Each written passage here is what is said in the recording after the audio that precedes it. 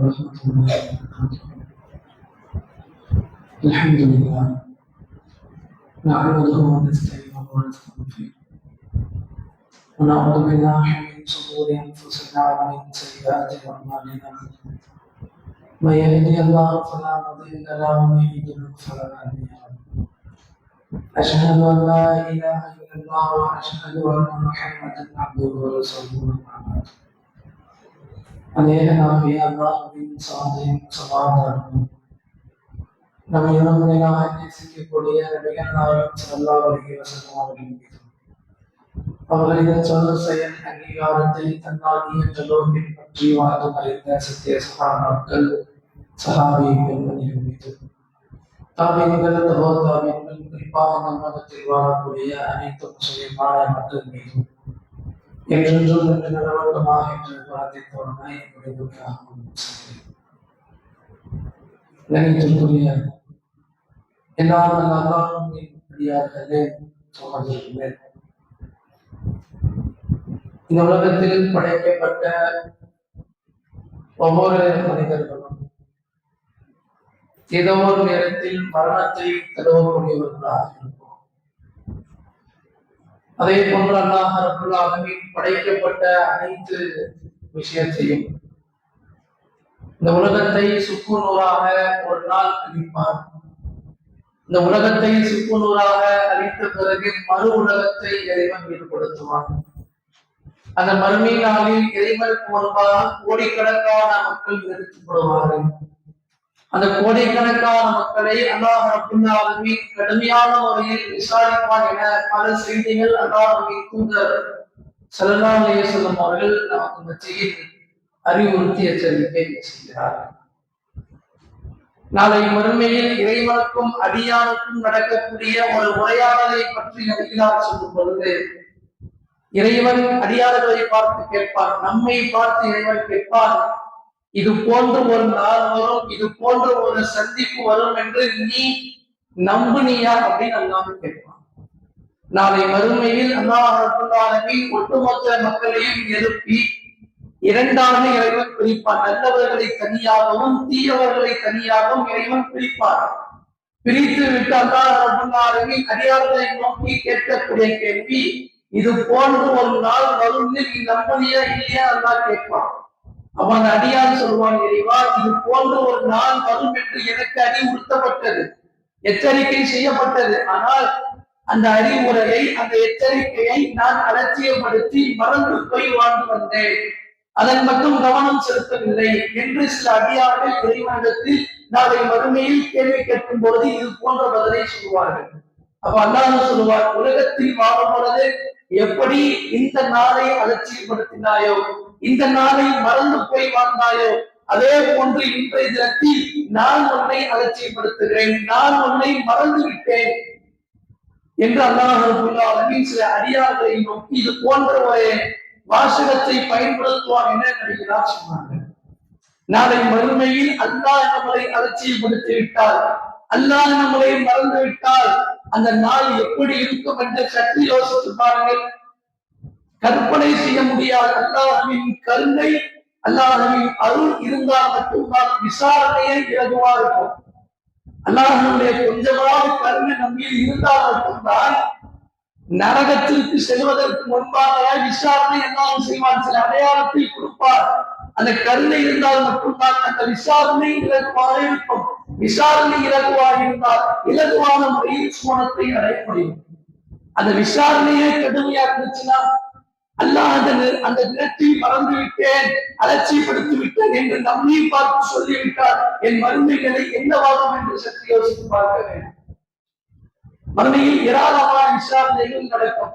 மீசான் திராஸ், நன்மை தீமைகள் இடைப்படக்கூடிய ஒரு நேரம், சிராத் என்ற பாலத்தில் கிடைக்கக்கூடிய நேரம், வலது கையிலையும் இடது கையிலையும் ஏற்றி கொடுக்கக்கூடிய விசாரணை, இது போன்ற கடுமையான விசாரணையை அல்லாஹ் ரப்பல் ஆலமீன் நமக்கு மத்தியில் சொல்கிறார். அந்த சிராத் என்ற பாலத்தில் அனைவராலும் கடக்க முடியாது. மீசான் திராசில் நன்மைகள் கனமாக இருக்க வேண்டும் என்றால் உலகத்தில் நன்மைகளை அதிகப்படுத்தி இருக்க வேண்டும். ஒருவேளை அந்த நன்மைகள் கனமாக இல்லாவிட்டால், அந்த சிராத் காலத்தை சரியான முறையில் கடக்க முடியாவிட்டால், அதன் மூலியமாக நரகத்தில் தள்ளப்படுவோம் என அல்லாஹ்வின் தூதர் எச்சரிக்கை செய்கிறார்கள். கடுமையான விசாரணை, இவ்வளவு கடுமையான விசாரணைக்கு மத்தியில் சில நபர்களுக்கு, சில அடியார்களுக்கு அல்லாஹ் ரப்பல் ஆலமீன் ஒரு கண்ணியமான விசாரணை கொடுக்கிறார். அந்த கண்ணியமான விசாரணையில் நாம் பங்கெடுக்க வேண்டும் என்றால் உலகத்தில் வாழும் பொழுதே ஒரு பண்போடு வாழ்ந்து மரணிக்க வேண்டும். அதுதான் நஜ்வா விசாரணை என்று நபிகளார் சொன்னார்கள். ஏராளமான கடுமையான விசாரணை. அல்லாஹ் ரப்பல் ஆலமீன் விசாரிக்கும் பொழுதே தன்னந்தனியாக கூட்டு வச்சு விசாரிக்க மாட்டார். 1 to 1 மட்டும் விசாரிக்க மாட்டார். ஒரு நபரை விசாரித்தால் சுற்றி இருக்கக்கூடிய அனைத்து கோடிக்கணக்கான மக்களும் பார்ப்பார்கள். நாம் செய்ய தவறுக்கான தண்டனை அடையாளத்தை இறைவன் கொடுக்கும் பொழுதே அனைத்து மக்களும் பார்க்கக்கூடிய விதமாக இருக்கும். ஒரு சில அடையாளத்தை அல்லாஹ் சொல்லும் பொழுதே, இந்த அடையாளத்தை ஒருவர் பின் துவாரத்தில் ஒரு கம்பு குத்தப்பட்டு எழுப்பப்பட்டால் அவரை பார்த்து நாம் புரிந்து கொள்ளலாம், இவர் மோசடி செய்தவர். கண் பார்வை இல்லாதவராக எழுப்பப்பட்டால் அவரை பார்த்து நாம் தெரிந்து கொள்ளலாம், இறை வசனத்தை அலட்சியப்படுத்தியவர். பைத்தியக்காரனை போன்று தீர்ந்தவராக இப்படி ஒவ்வொரு தவறுக்கும் அல்லாஹ் ரப்பல் ஆலமீன் சில அடையாளத்தை வெளிப்படுத்துகிறார். அந்த அடையாளத்தை கண்டு இவர் உலகத்தில் வாழும் பொழுதே என்னென்னவெல்லாம் தவறுகள் செய்தார் என்று மற்ற நபர்கள் தெரிந்து கொள்கிற வகையில் இருக்கும். இன்னைக்கு நாம் செய்த தவற அடுத்தவரிடம் இருந்து மறைப்பதற்கு முயற்சிப்போம். நான் ஒரு தவறை செய்துவிட்டேன் என்றால், நான் செய்த தவறு மற்றவனுக்கு தெரியக்கூடாது நினைப்பையன், தெரிஞ்ச அசிங்கம், இவன் என்ன பார்த்து ஏதாவது நினைச்சுட்டா, இது போன்ற எண்ணம் நமக்கு வரும். ஆனால் நாளை மறுமையில் அல்லாஹ் நம்மளை விசாரிக்கும் பொழுதே அடித்தளத்தில் இருந்து கடைசி வரைக்கும் இறைவன் துருளி துருளி விசாரிப்பார். விசாரிக்கும் பொழுதே கோடிக்கணக்கான மக்கள் அந்த விசாரணையை பார்ப்பார்.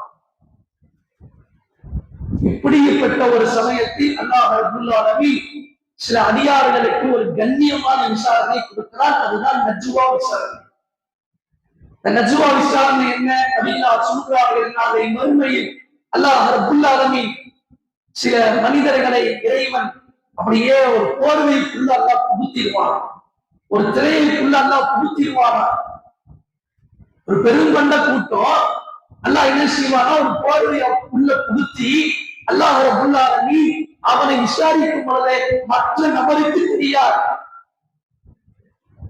அந்த விசாரணையில என்ன தெரியுமா கேட்பா, அந்த விசாரணை இறைவன் கேட்கக்கூடிய கேள்வி, நீ உலகத்தில் வாழும் பொழுது என்னென்னவெல்லாம் தவறுகள் செய்தாய், இந்த நேரத்தில் இந்த தவறை செய்தாய், இந்த நிமிடத்தில் இந்த தவறை செய்தாய், இந்த நாளில் இந்த தவறு செய்தியா இல்லையா அல்லாஹ் கேட்பான்.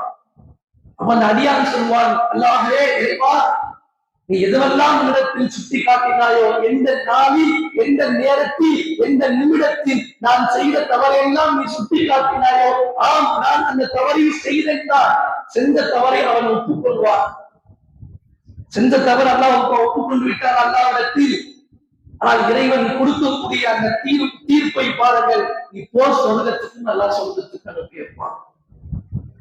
அல்லாஹ் முதல்ல திரையை போட்டு விசாரிக்கும் பொழுது ஒவ்வொரு தவறா கேட்பான், இந்த தவறு செஞ்சியா, நீ இந்த நாள் இந்த பாவத்தை செஞ்சியா, ஆம் செய்தேன் ஒத்துக்கொள்வார். ஒத்துக்கொண்ட பிறகு அந்த அடியான் பயப்படுவார், என் நிலை என்னவாகும் என்று தெரியலையே, அல்லாஹ் என்னை துருவி துருவி விசாரிக்க ஆரம்பித்து விட்டார், நான் செய்த தவறை கணக்கில் எடுத்து விட்டார், நானும் ஒப்புக்கொண்டு விட்டேன், என் நிலை என்னவாகும் என்று தெரியவில்லையா என அந்த மனிதன் கடுமையான முறையில் குழம்பிக் கொண்டிருக்கும் பொழுதே அல்லாஹ்வின் மகத்தான சொல், நீ போர் சொர்க்கத்துக்கு அல்லாஹ் அனுப்பி வைப்பான். கொஞ்சம் சிந்திச்சு பாருங்க, ஏன் அல்லாஹ் சொர்க்கத்துக்கு அனுப்பணும்? அல்லாஹ் நீ நன்மை செஞ்சியான்னு கேட்டானா, நீ தவறு செஞ்சியான்னு கேட்டானா, நான் தவறு செய்தேன். தவறு செய்திருந்தால் அதற்கான தண்டனை என்ன? தவறுக்கான தண்டனை கொடுத்துதான் அல்லாஹ் சொர்க்கத்துக்கு அனுப்பணும். ஆனா அல்லாஹ் இந்த இடத்தில் என்ன செய்கிறான் என்றால், விசாரணையை மற்ற நபர்களுக்கு தெரியல, பார்க்கக்கூடிய வகையில இல்ல, கோவிலுக்குள்ள புகுத்தி அல்லாஹ் விசாரணை செய்கிறார். விசாரணை செய்யும் பொழுது அவன் செய்த தவறை ஒப்புக்கொள்கிறார். ஒப்புக்கொண்ட அந்த மனிதரை நரகத்தில் தள்ளாமல் சுவனத்தில் தள்ளுகிறார். ஏன் தெரியுமா? அவன் சுவனம் செல்வதற்கான காரணம் உலகத்தில் வாழும் பொழுதே பிறருடைய மான மரியாதை விஷயத்தில் அவ்வளவு கவனமாக இருந்தார். அடுத்தவரை பற்றி இழிவுபடுத்தல. ஒரு தவறை ஒரு நபர் செய்து விட்டால் என்றால் மனிதன் தவறு செய்யக்கூடியவன் யாரும் காட்டு கிடையாது. அல்லாஹ் அப்படித்தான் படைச்சிருந்தான். ஏதோ ஒரு நேரத்தில் நாம் தவறை செய்யக்கூடியவர்கள் தான். ஆனால் செய்த தவறை உணர்ந்து இறைவனிடத்தில் பாவம் மன்னிப்பை தேடலும் இரண்டு நபர்களுக்கு உள்ள ஒரு வித்தியாசம். இது அல்லாஹ்வுக்கும் அடியாருக்கும் உள்ள ஒரு விஷயம். அல்லாஹ் அவன் செய்த பாவத்தை மன்னிக்கவும் செய்யலாம், தண்டிக்கவும் செய்யலாம். ஆனால் உலகத்தில் வாழும் பொழுது இன்றைக்கு நாம் செய்யக்கூடிய செயல் என்ன?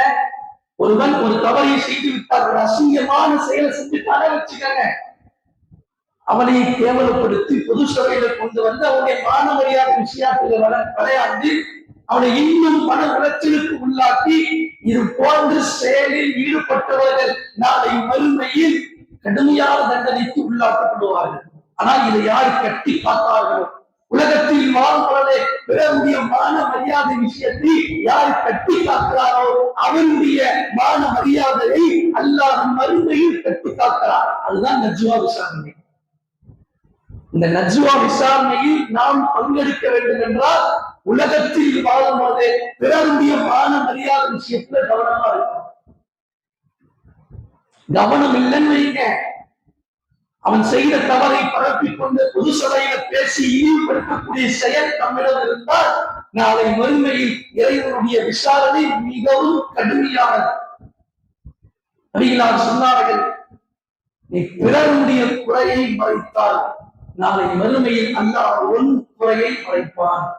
நீ பிறரை துருவ ஆரம்பித்தால் அல்லாஹ் மறுமையில் ஒன்னை துருவ ஆரம்பிப்பான். இப்படிப்பட்ட ஒரு செய்தி பார். நாளை மறுமையில் இறைவன் என்னை துருவ ஆரம்பித்தால் என் நிலை என்னவாகும்?